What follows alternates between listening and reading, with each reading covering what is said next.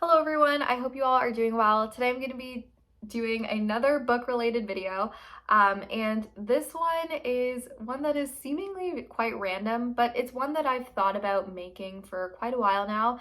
So I'm just going to bite the bullet and do it, and today I'm going to be talking about all 12 books that I read that were Book of the Month picks in 2021.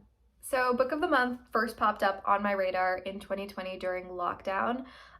For those of you that don't know, first of all, this video is not sponsored, but second of all, Book of the Month is this book subscription box service. It's a little bit different than Owl Crate and Cratejoy and other book subscription services, for example, because it's just the book that you get sent. I think you pay a monthly price of at first $9.99 USD, and then eventually it goes to $50.99 USD, and you pay that price each month and you get to choose from one of 5 picks that the Book of the Month team picks at the start of every month. If you don't like any of those 5 picks, you can also pick from previous months as well. And if you like more than one pick, for a reduced price that you add on to the cost, you can also pick a second book or a third book, I think. And so that's how the subscription service works.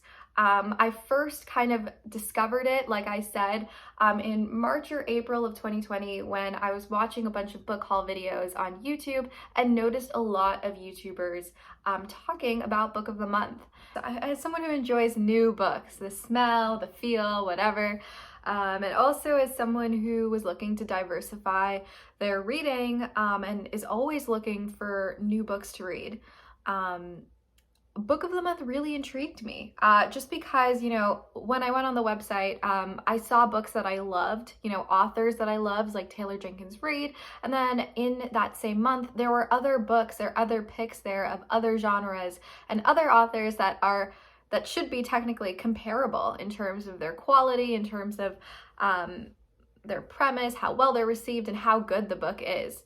Overall, just across the board, it seemed that Book of the Month was picking books that went on to be quite well received by reviewers on Goodreads, just everyday readers, friends I know, and also just as well received by critics as well, for the most part. And so that was really interesting, and that sounded really great to me because I'm just always looking to read more good books. I mean, who isn't, right?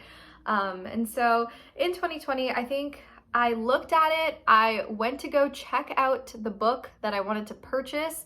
I was typing in my name, my address, and then I realized, oh rats, they don't ship to Canada.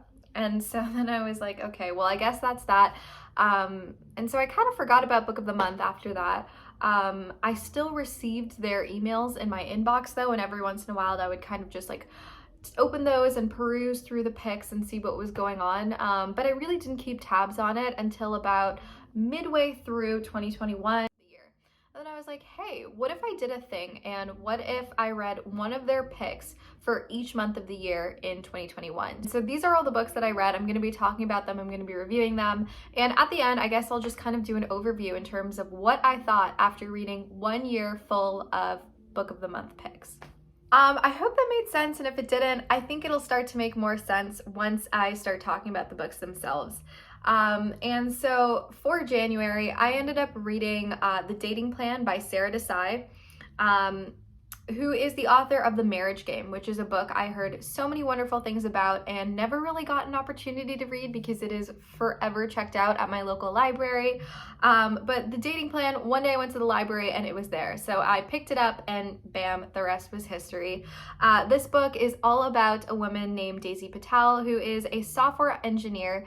And she is in her 30s, I believe, and one day she's at this conference, and the aunties in her life are on her tail and want to set her up with this guy, and they basically ambush her at the conference. And, you know, she ends up pretending to date the first guy she sees, and lo and behold, it is Liam Murphy, a boy with whom she has history because he is actually her brother's best friend and she grew up being around him. He was actually supposed to take her to the prom, but he didn't. He ended up ditching her the day of, and since that, the rest has been history. And so they end up in this fake dating scenario. There's a little bit of hate to love romance there as well. And so it was a really interesting book. I enjoyed it. I gave it a 3 out of 5 stars. And I think I'll talk about this with later picks as well, but I think sometimes like humor in books doesn't always resonate with me.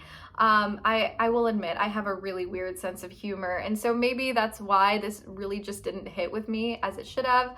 And when it comes to rom-com, this book is very heavy on the com, and that just wasn't personally to my taste, but I still loved it. Would I still recommend it to people? Totally. I think this was a great book, and it was a solid 3.5 out of 5, or sorry, 3 out of 5 for me. So for February, there were again a lot of great picks, and I ended up reading The Kindest Lie by Nancy Johnson. This book, you know what, I actually just wasn't really sure what to read for February. I've heard good things about The Four Winds by Kristen Hanna. Like, anybody watching this who it already has Book of the Month would be like, well, no duh, that's a no-brainer. Why wouldn't you read Kristen Hanna? And I just get so intimidated by sad books. And so I've heard that this book, that book is terribly sad. And so I thought, you know what, especially in the place that I was at the time, it probably didn't make sense for me to read it. And so I ended up reading The Kindest Lie by Nancy Johnson, which was quite a hard-hitting book as well. And it actually surprised me. I heard quite a few mixed reviews going into the book, but I ended up really liking it. And it's all about this one woman named Ruth Tuttle, and it is the age of Obama in 2008. He has just been inaugurated into the White House and into the presidential office, and so that offers a new kind of hope for people like Ruth Tuttle, who is an Ivy League educated Black woman, an engineer who is married to a successful man. And so at the start of the book, her husband is quite excited and eager to start a family with her, and she's uncertain because she's carrying around some baggage from the past, particularly a child that she had to give up for adoption when she was a teenager. And so that kind of starts this journey where she goes back to her hometown for the first time in many, many years. And it's an Indiana factory town that's been plagued by unemployment, racism, and despair. And so it's kind of her story as she goes back looking for her child that she gave up for adoption. And it explores things like race, and poverty and socioeconomic relations and tensions and all of that. And so there was so much, I think, for that, so much food for thought there in that book. And I read it at a time when race was a big topic that we were talking about in my American Studies course in university. Particularly, we were actually talking about Chicago and the different housing lines there and everything like that. And so this book really resonated with me in many different ways, and I thought it to be quite the thought-provoking read, and I really enjoyed it, and I ended up giving it a 4 out of 5 stars. And so the third book that I read, which was in March, and this ended up being a book that I almost didn't read. I almost ended up reading What's Mine and Yours by Naima Coster, which is a book that I still really want to read, hopefully in 2022. But ultimately, I ended up reading Too Good to Be True last minute by Carola. And let me tell you, this was a surprise read. One of the best feelings ever is when you pick up a book on a whim and then it ends up surprising you and you end up really loving it. And that was the case with this one. It was a thriller and I was hooked. And I almost read, and I think I ended up reading it over the course of a single day. Like, that's how good it was. And this book is all about a woman named Sky Sterling who is overjoyed when her boyfriend Burke Michaels proposes to her in sort of a whirlwind courtship. They've been together for about 5 months at this point, and they get engaged, and she is so excited, especially because she struggles with OCD, and this has in the past kind of inhibited her from fully giving herself to love. And so she feels like she's finally in a strong relationship, except that Burke Michaels has a secret. And we see his journal entries in the book, and they reveal that he is actually not exactly who he claims to be. He is married and he is using Skye for his own deceptive ends. There's a third perspective inserted in the story, and that is of a scrappy 17-year-old named Heather who is determined to end things with Burke, the local bad boy. And so through these three perspectives, the collision course of a marriage, the unraveling of a marriage, and the potential beginnings or ends of a new one is examined. And so it was quite the thriller. I thoroughly enjoyed it. Yeah, I gave it a 4 out of 5 stars. So the April pick that I read was People We Meet on Vacation by Emily Henry, which shouldn't really come as much of a surprise because so many people also picked this read, and I know that it was one of Book of the Month's most popular picks of the year. It's an adult contemporary novel, or potentially even an adult romance, sort of, and it's all about these two people named Poppy and Alex who meet in college and become best friends despite being complete opposites. Poppy is loud and impulsive and adventurous, where Alex is more quiet, reserved, and methodical, a planner. They basically have nothing in common, but they really hit it off, and they develop this tradition of going on a summer trip. In total, they end up going on 10 summer trips together. And at the start of this book, it has been 2 years since their last summer trip and 2 years since they last spoke at all, because something on that last summer trip went horribly wrong. And Poppy wants to make amends, and so she thinks, okay, let's plan this one last summer trip together, and let's try to hash out our problems. And reluctantly, Alex agrees. And so they go on this last trip, and the stakes are high because if this doesn't work out, then perhaps this is the end of their friendship altogether. And so this was really interesting. It was really interesting to see kind of their history together. I know that this book has had rave reviews, and I think I thoroughly enjoyed it and would totally recommend it to a lot of people as well. I ended up giving it a 3.5 out of 5 stars just because, like I said, I have a really odd sense of humor, and so Poppy and Alex share a lot of quirky banter that spans a lot of the novel, and I just wasn't as invested in those interactions just because of my personal taste. There is something totally wrong with me, but I know a lot of people who really love this book. Okay, in May, I read The Last Thing You Told Me by Laura Dave, which was honestly one of my favorite picks of the year, and I have such fond memories of this book. I read it over the course of one day. I devoured it because I was so interested. This book follows a woman who basically, her husband goes missing, and his name is Owen Michaels, and he basically ends up smuggling a note to this woman before he leaves, and the note says protect her. The woman's name is Hannah, by the way. And so Hannah thinks that this note refers to Bailey, her husband's daughter, or her stepdaughter, who lost her mother tragically as a child. Bailey is kind of that stereotypical removed teen in the sense that she really wants nothing to do with her stepmother. And so Hannah is kind of trapped in this situation. She keeps calling Owen. His calls are unanswered. The FBI ends up arresting Owen's boss, a U.S. Marshal, and FBI agents arrive at her home unannounced, and she quickly starts to realize her husband wasn't exactly who he said he was, and that Bailey herself might just hold the key to figuring out Owen's true identity and why he really disappeared. So it's all about her trying to piece together with her stepdaughter what exactly happened to her husband. I was hooked until the very end, and I thoroughly enjoyed it. The big resolution was interesting kind of to me. It's always a hit or miss, I think, with thrillers, but I still think that didn't really dull my full experience. I ended up giving this a 4 out of 5 stars. In June, I actually ended up reading 2 books that turned out to be Book of the Month picks. I didn't even realize this. It just worked out that way, and those 2 books are Malibu Rising by Taylor Jenkins Reid and The Maidens by Alex Michaelides. I think I butchered his name, I'm so sorry. But Malibu Rising, I'm sure you're familiar. It's blown up all over Book Talk as well, I've heard in recent recent months, and it is all about the Riva family. It is Malibu, August 1983. It's the day of Nina Riva's annual end of summer party, and anticipation is high.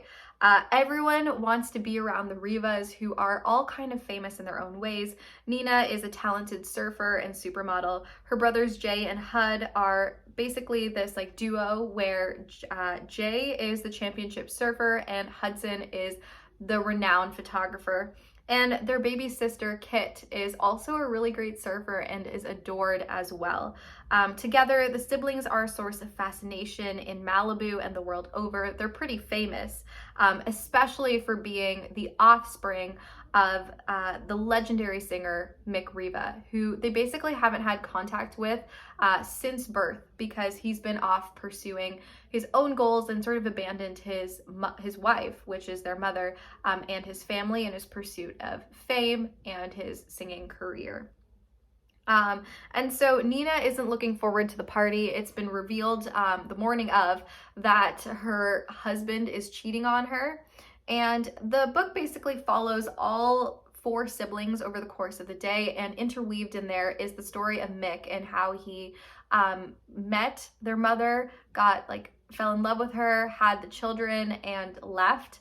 And so it all kind of leads up to this big party where everything's about to change. As someone who's forever been interested in this, kind of old Hollywood type setting, and in California as well, this book was a dream for me. I loved the setting, and Taylor Jenkins Reid is a master storyteller. And so I ended up giving this book a 5 out of 5 stars. It was an engrossing read, and I was hooked from the beginning to the end. And it just gave me such good vibes and was a great setting to be immersed into, especially in June. Their book, The Maidens by Michaelides, I again don't know if that's how you say his name, is all about this woman named Mariana who basically has been reeling from the death of her, I don't know if it was fiance or her partner, but the point is that they were together ever since her university days, and they've been really close. She went to university at Cambridge in England, and basically she returns to Cambridge when she finds out that her niece Zoe is in trouble because one of her roommates or her best friends was found murdered in Cambridge. And so Mariana becomes involved in the situation as she goes to take care of her niece and starts to piece together clues of the puzzles herself. And she thinks that Edward Fosca, who is one of her niece's professors, is a murderer. She's certain of that, but she's not exactly sure how she can piece together the case, and she tries to prove it herself, essentially. And so this was quite an interesting thriller. The ending fell flat for me. I didn't love the big reveal. It was I feel like there was no buildup to it. But other than that, the whole beginning and middle, I loved so much. And it gave me such good dark academia vibes, which is perfect, I think, for the summer. I don't know why I love that sort of vibe in the summer. I'm just that type of kid who forever anticipates fall and back to school season. So I don't know, this worked for me. But again, both really great books. So the book that I read in July is called We Are the Brennans by Tracey Lange. I'm so sorry. I feel like I said that wrong. And it's all about a 29-year-old named Sunday Brennan who basically wakes up in a Los Angeles hospital bruised and battered after a drunk driving accident that she caused. And she swallows her pride and decides, okay, it's finally time to go back home to New England, the East Coast, where she's from, and the hometown that she deserted 5 years ago when she kind of left her high school sweetheart and her family with so many questions, bearing and guarding a really horrible secret. And so she goes back home and she's tiptoeing around these secrets and trying to restore her relationships with these people in her lives. The family has kind of been pulled apart by various secrets that each sibling holds of their own. And in recent years as well, their father, the patriarch, he's begun forgetting things. And so, the family is at a point where they're in danger of kind of permanently messing with their relationship, especially as they look towards the next generation. And so Sunday realizes that they need to come together, and it's all about everyone in this family kind of bringing their secrets into the open and finding their way back to each other and back to that tight-knit place which they used to inhabit. And so I just really loved the family dynamic. It was so entertaining, seeing all of the different siblings' perspectives and, you know, watching that whole relationship unfold. And I read this book over the course of one day. It was very thrilling, weirdly enough. I think I was on the edge of my seat, especially towards the end. And as someone who has basically loved people watching and is deeply fascinated by other people's stories and learning about the ins and outs of it all, this book really worked for me. I know that some people found it boring, but I loved it and I gave it 5 out of 5 stars. The book that I read in August was Not a Happy Family by Shari Lapena. This book is, I think, inspired by the Sherman murders, which was an incident that happened in Toronto. And this book particularly follows kind of this elderly couple named Fred and Sheila Merton. They're not quite elderly, they're retired. And basically, it follows this family after an Easter dinner that was quite disastrous. Every one of their 3 children kind of stormed out of that dinner, angry, frustrated with the parents. And the next morning, the parents are found dead. And the 3 kids are then investigated. They each stand to inherit millions. They were never a happy family thanks to their capricious father and neglectful mother, but perhaps one of them is more disturbed than anyone knew. Did one of them snap after that dreadful evening? Or is it someone else that night who crept in with the worst of intentions? It must be. After all, if one of your siblings was a psychopath, you know, you'd think you'd know. And so it follows this family in the aftermath of these murders. And I really loved this book. I think Shari Lapena has mastered the art of writing a domestic thriller. The writing was similar to Everything He Never Told Me by Laura Dave in the sense that it was very lyrical, very compelling. The multiple perspectives in this book really worked for me and it was riveting until the end. Once again, I feel like the big reveal, I wouldn't say it fell flat, but it did surprise me in a way that I don't think I liked. But overall, it was a solid thriller. I gave it a 4 out of 5 stars. Okay, so in September, I read The Love Hypothesis by Ali Hazelwood, which follows a woman named Olive Smith, who is a third-year PhD candidate, who basically doesn't believe in lasting romantic relationships, but her friend really wants to date this guy that was her ex, but she feels really bad about it. But Olive really wants her friend to be happy and to be with this guy, and she wants to prove that she doesn't care. So she decides to pretend that she moved on by kissing this random man in the hallway, and that man turns out to be none other than Adam Carlson, who is known as the Grouch in her faculty. He's a young hotshot professor who is known to be awful and very strict and harsh.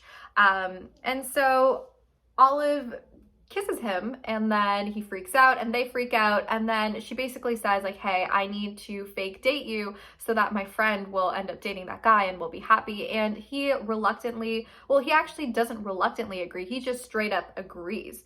And so all of this kind of is crazy and they're fake dating and it's chaotic, and it's quite a cute, somewhat of a Grouch and Miss Sunshine type romance, and it was probably one of my favorite romance novels that I've ever read. Granted, I haven't read that many yet, but I absolutely loved it. A really great book. 5 out of 5 stars. The book that I read in October is The Ex Hex by Erin Sterling, who is actually on my poster right here.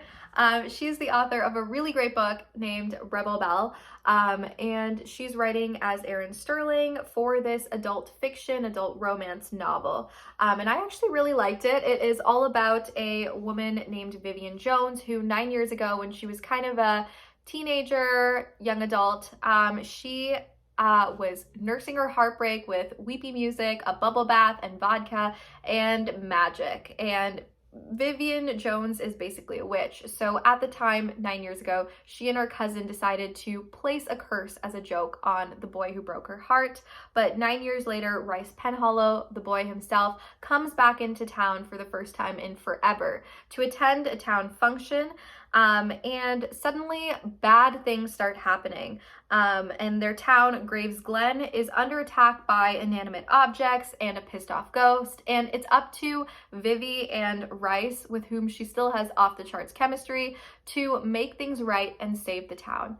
I really liked this book. I thought it was so cute, and it read in a way that was similar to, it read like a romance book, but it also had the same vibes as the movie Twitches and the Rainbow Magic series that I used to love as a kid, and it was so wholesome, and I hope to see more of this kind of crossover with, witch stuff and paranormal type things, but in this similarly wholesome way with contemporary romance, if that makes any sense. But I ended up giving it. Okay, in November, I read a book called The Family by Naomi Krupitsky, which was totally not on my radar until I saw it as a Book of the Month pick. And it is basically about these two best friends and daughters of the Italian mafia. And it really is a coming of age story because it follows these girls from the time that they are, like children, like I think 4 or 5 years old, to the time that they are in their early 20s, early to mid 20s with their own families. And it's all about them, kind of these two opposite girls. Sophia is a free spirit, she's loud, an untamed type thing is what it's described as in the synopsis. And Antonio Russo is thoughtful, she's ever observing of the world around her, and she's more reserved. And so they're polar opposites, but they're best friends as they're girls when they're girls, and they kind of grow apart in their teenage years and then find their way back to each other through circumstances in their adult years. The one thing that they have in common, and the reason why they are like family, is because both of their dads work for the sort of crime organization, a local kind of mob group. And Antonia, when she's very young, her father is killed as a result of his job. And so this is a point of tension, a point of friction, and how the worlds start to, at the same time, pull away, but then eventually come back together when they both kind of meet men and marry men who are in this group themselves. And so it's really interesting. I found it an interesting kind of observation of how crime and vengeance and all of these things are sort of cyclical. It was a historical piece, and so I think it took place in, it started from like about World War I era to going into World War II era, or maybe it was like the Great Depression into World War II era. I think that's about it. But I really enjoyed it, and it was a slow burn, but it was quite moving and interesting for me. So I think if you are looking for something a little bit more fast-paced, a little bit more thrilling, probably not the choice. This is very much character driven, like We Are the Brennans were, and it's kind of like you get to observe these characters and watch them grow and change. And so I really enjoyed it because I like that type of book. But yeah, I gave it a 4 out of 5 stars. Finally, in December, I read A History of Wild Places, which was a book that was such a surprise read in the best way. It blew me away. I really wanted to read either A Flicker in the Dark or Olga Dies Dreaming, which are two books that come out in January of 2022. So for the average mortal who is not subscribed to Book of the Month because she's Canadian, like me, I didn't, that was unattainable. So I ended up reading A History of Wild Places, and I was like, okay, guess I'm gonna have to pick this up. But I absolutely loved it. It's described as being perfect for fans of The Village by Night Shyamalan. And I've never seen that, but I think I agree just based off of what I've heard. And so the first part was rough compared to the rest of the book. The first part follows a detective named Travis Wren who has an unusual talent for locating missing people. He's not quite a detective. He's like kind of an off-the-books PI.